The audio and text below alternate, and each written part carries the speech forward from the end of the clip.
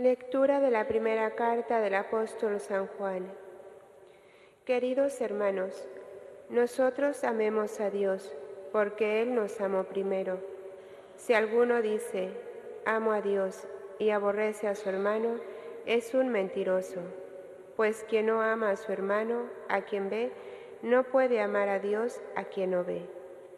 Y hemos recibido de Él este mandamiento: quien ama a Dios, ame también a su hermano. Todo el que cree que Jesús es el Cristo ha nacido de Dios, y todo el que ama al que da el ser, ama también al que ha nacido de él. En esto conocemos que amamos a los hijos de Dios, si amamos a Dios y cumplimos sus mandamientos. Pues en esto consiste el amor de Dios, en que guardemos sus mandamientos, y sus mandamientos no son pesados, pues todo lo que ha nacido de Dios vence al mundo, y lo que ha conseguido la victoria sobre el mundo es nuestra fe. Palabra de Dios. Te alabamos, Señor. Se postrarán ante ti, Señor, todos los pueblos de la tierra. Se postrarán ante ti, Señor, todos los pueblos de la tierra. Dios mío, confía tu juicio al Rey, tu justicia al Hijo de Reyes, para que rija tu pueblo con justicia, a tus humildes con rectitud. Se postrarán ante ti, Señor, todos los pueblos de la tierra. Él rescatará sus vidas de la violencia, su sangre será preciosa a sus ojos. Recen por él continuamente y lo bendigan todo el día. Se postrarán Ante ti, Señor, todos los pueblos de la tierra. Que su nombre sea eterno y su fama dure como el sol. Él sea la bendición de todos los pueblos y lo proclamen dichoso todas las razas de la tierra. Se postrarán Ante ti, Señor, todos los pueblos de la tierra. Aleluya, aleluya, aleluya. El Señor me ha enviado a evangelizar a los pobres, a proclamar a los cautivos la libertad. Aleluya, aleluya, aleluya.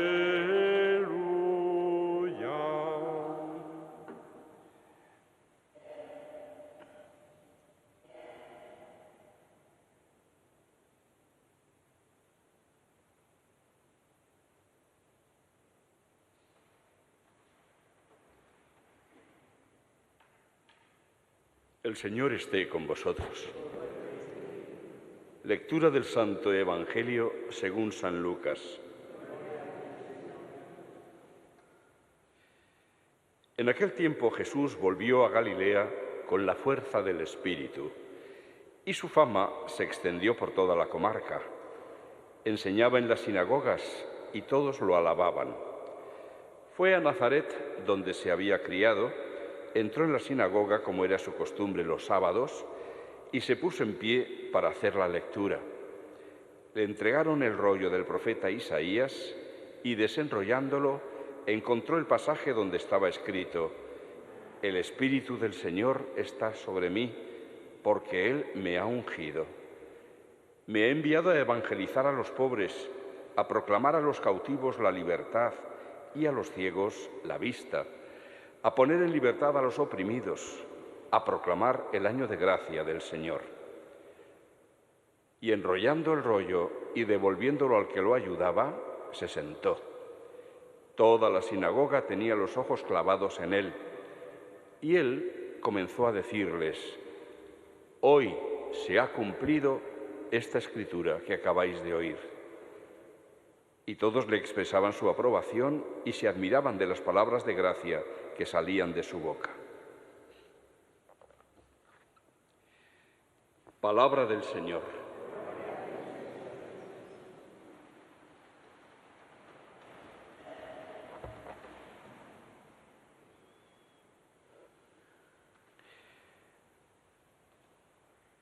Una respuesta de Jesús más que una respuesta, una declaración importantísima. Hoy se ha cumplido esta escritura. Es decir, en mi persona, se ha cumplido lo que había anunciado el profeta Isaías. Era una forma de decir, soy el que estáis esperando. Recordemos que Juan Bautista, que había anunciado al Mesías con unas palabras un tanto fuertes, había hablado de cómo estaba el hacha ya a punto de talar el árbol.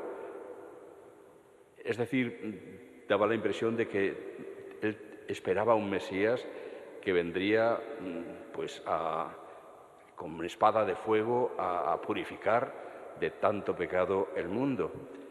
Y estando en la cárcel ya, en Maqueronte, porque había sido encarcelado por Herodes, le llegan noticias de cómo actúa Jesús y no ve que en esa actuación de Jesús haya nada de lo que él había anunciado. No hay esas palabras como él sí las decía, llamando a los fariseos nido de víboras, etc. No veía esa actuación y le entran dudas y manda a discípulos suyos a preguntarle a Jesús, ¿eres tú el que ha de venir o tenemos que esperar a otro? Esa pregunta evidentemente manifiesta una duda que había surgido en el alma de Juan Bautista, porque la actuación de Jesús no parecía corresponder con lo que él esperaba. Es una pregunta que de alguna manera nosotros también tenemos que hacer al Señor. ¿Eres tú el que ha de venir? ¿Eres tú el que realmente viene a salvarnos? ¿Eres tú el que tiene la respuesta a nuestras dudas? ¿Eres tú el que viene a cumplir nuestras esperanzas? ¿O tenemos que esperar a otra persona, otra realidad? De alguna manera en el mundo ya entonces, pero también hoy, hay siempre esa expectativa de a ver quién viene y arregla esta situación. A ver qué pasa, a ver quién viene. Parece que necesitamos a alguien que nos arregle la situación. Ese alguien que esperaban en el mundo de Israel lo dieron el nombre de el ungido, es decir, en griego lo llamaban el Christos, el Cristo. El ungido porque era el que iba a tener, pues como se ungía a los reyes, a los sacerdotes, iba a tener la misión de arreglar la situación en el mundo. De hecho, los anuncios de Isaías, que se encuentran varios en su libro, va haciendo vaticinios en este sentido. Jesús hoy escoge uno de esos vaticinios para decir que se ha cumplido en él. Es decir, que sí es el que tenía que venir. ¿Y a qué ha venido? El pueblo de Israel esperaba un Mesías político que lanzara al ejército de Israel, a las armas, para combatir al pueblo romano, a los soldados que habían invadido su territorio. Eso es lo que esperaba el pueblo de Israel y por eso Jesús no cumplía sus expectativas. Otros esperarían pues otra forma de cumplir su misión. Juan Bautista, ya hemos visto las expectativas que tenía. Pero ¿a qué había venido en realidad Jesús? Cuando Jesús dice que estas palabras se cumplen en él, ha leído las que hablan de anunciar el Evangelio, la buena noticia, a los pobres, a los que estaban realmente esperando. La palabra pobres, anawim en hebreo, tiene unas connotaciones un poco distintas a las que tienen en nuestro lenguaje hoy. Los pobres de Yahvé, así los llamaban, eran los que estaban esperando de Dios su salvación y ponían toda su confianza en Él. Eran los que pertenecían a lo que los profetas, sobre todo los últimos profetas, llamaban el resto de Israel, los que realmente esperaban en la salvación que venía de Dios. no de sus propias fuerzas, no de lo que ellos pudieran hacer. Esa idea aparece en muchos salmos, por ejemplo, cuando alaban las hazañas de Dios en los momentos en que salva. No fue su espada, refiriéndose a los antiguos padres, la que ocupó la tierra, sino que fue tu diestra, Señor. Tú fuiste el que los liberaste. Tenían la certeza de que, aun cuando Dios se sirviera de las fuerzas humanas, pero es Dios quien salva, pues ha venido a evangelizar, a dar la buena noticia a los que están esperando en Dios, a los pobres de Yahvé, a proclamar a los cautivos la libertad. Cautivos, y no en el sentido material, sino fundamentalmente espiritual, cautivos del demonio, cautivos de sus propias debilidades, a los ciegos la vista, y no fundamentalmente a los que no tienen el sentido de la visión, sino a los ciegos en el espíritu, a los que no saben ver dónde está el bien y la verdad, a poner en libertad a los oprimidos y a proclamar el año de gracia del Señor. Ha venido a esto. Y nosotros tenemos que tratar de darnos cuenta de dónde están nuestros verdaderos problemas, que son estos enunciados por Isaías, para descubrir cómo efectivamente Cristo viene a liberarnos de esa opresión del demonio. Por eso, una de sus principales misiones es el perdón de nuestros pecados. Dentro de unos momentos, cuando repitamos las palabras de Jesús sobre el pan y el vino, nos recuerda: su sangre es derramada para el perdón de los pecados. Eso es algo tan grande, tan tremendo, el pecado, que aunque no nos demos cuenta, es el mayor mal que tenemos en nuestra vida. Y de eso fundamentalmente nos quiere liberar el Señor. En su momento también incluso a los ciegos físicos les devolvió la vista, o a los mudos la capacidad de hablar, o a los lisiados la capacidad de andar, pero como signos, como señales de la verdadera liberación que él traía. En este sentido es emblemático el relato de la curación de aquel paralítico que le bajaron desde el techo hasta delante de él. Sus amigos evidentemente lo traían para que le curara su parálisis, pero Jesús comienza diciendo: tus pecados quedan perdonados. Y todo el mundo se queda extrañado por dos cosas. Una, porque no era para eso para lo que habían traído al paralítico. Probablemente porque pensaban que los pecados no eran tan importantes. Lo importante era la parálisis. Pero Jesús, con sus palabras y su actuación, muestra que no, que lo primero y lo más importante es liberarlo de Satanás. Tus pecados quedan perdonados. Y solo después, cuando veía que no creían en que había ocurrido lo que acababa de decir, para que veáis que el Hijo del Hombre puede perdonar pecados, levántate, toma tu camilla y vete a tu casa. Es entonces cuando está dando un signo, una señal de la verdadera liberación que él había venido a traernos. Viene, por lo tanto, a liberarnos de uno de nuestros mayores males, que es origen de todos los demás pecados, el egoísmo. Ese quitar a Dios del centro de nuestra vida para ponernos nosotros en su lugar. Nos consideramos siempre el centro de todo. Yo y después yo también. De tal manera que así ni amamos a Dios ni podemos amar a los demás. Y por esto se va a concentrar todo su mensaje en una llamada a tratar de vivir esa lucha contra el egoísmo que supone el aprender a amar. Hemos escuchado este fragmento de la primera carta de San Juan, en la que con ese estilo un tanto farragoso y lioso que tiene el estilo literario de San Juan, vuelve una y otra vez sobre la misma idea, pero dándole otra vuelta, diciéndolo de otra manera, etcétera, pero nos está poniendo la atención en el centro de todo. Amemos a Dios Porque Él nos amó primero. Empieza por darnos una razón. El primero en amar es Dios. Lo nuestro será una respuesta al amor de Dios, pero el que realmente ama es Dios.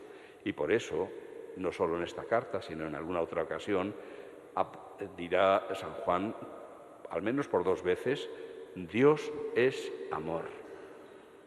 Es la definición más intensa y más clara de lo que es Dios. Dios es amor. No Dios ama, sino Dios es amor. Porque de la misma manera que el fuego no sabe hacer otra cosa más que quemar y calentar, Dios es amor y por lo tanto no sabe hacer otra cosa más que amar. Y de ese ser de Dios, a cuya imagen y semejanza hemos sido creados los seres humanos, de ese amor deberíamos participar para que se note quiénes somos. Seres humanos que no aman no son seres humanos completos, en absoluto. No han alcanzado su plenitud. Por eso es por lo que nos está insistiendo tanto en que aprendamos a amar a Dios y, en consecuencia, amemos a los hermanos. ¿Cómo se ama a Dios? Porque es aquí donde probablemente vienen nuestros principales problemas, porque entendemos mal el amor del que se nos está hablando. Creemos, como pasa tantas veces, que consiste en sentir afecto, en sentir cariño. Pero el amor del que habla Dios no está tanto centrado en los sentimientos, sin que sean excluidos, por supuesto, pero no están centrados en los sentimientos, sino en la acción. En la acción. Es decir, hay que mostrar un interés por los demás por encima incluso del que mostramos por nosotros mismos. Porque si bien en el Antiguo Testamento el mandamiento se formula, el resumen de los mandamientos en el amar al prójimo como a uno mismo, Jesús va a superar eso y va a decir, amaos como yo os he amado. Y evidentemente Jesús nos ha puesto a nosotros por delante de Él. Nuestra vida por encima y por delante de la suya. Él pierde su vida para que nosotros podamos tener vida y vida abundante. Y es ese el camino por donde tenemos que aprender el amor auténtico. Amar a Dios como aquí en este mismo fragmento nos ha dicho que obedeciendo sus mandatos, es decir, poniendo la voluntad de Dios, los planes de Dios por delante de nuestra propia voluntad y de nuestros propios planes. Es así como se ama a Dios, poniéndole a Él por delante de nosotros, en el centro, retirándonos nosotros a un rincón. Y de la misma manera y por el mismo camino tiene que ir el amor a los demás, siendo capaces de renunciar a algo nuestro, de nosotros mismos, para darlo y para entregarlo a los demás. Nuestro tiempo, nuestras cosas, nuestro dinero, etc. Dar, entregar. Ese es el camino de la liberación y de la salvación del ser humano. Una salvación que culminará, y esto es algo que para lo que también Cristo ha venido, en la salvación final en el reino de los cielos, viviendo junto a Dios, contemplando su rostro, participando plenamente de su vida, de su gozo y de su alegría.